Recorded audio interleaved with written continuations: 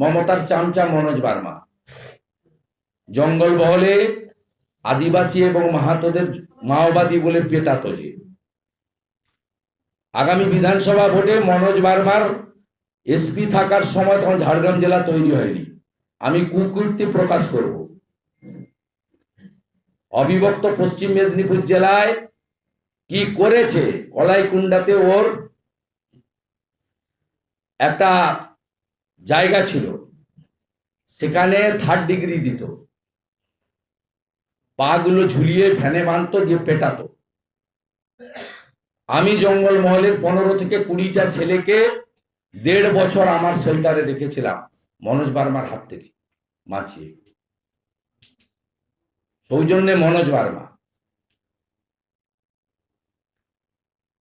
যতই গোপ পাকান, ও গোপ পাকিয়ে কিছু হবে না। আপনাকে ঠিক চেনে লোক, সময় সুযোগ মতো ঠিক হবে, হিসাব হবে।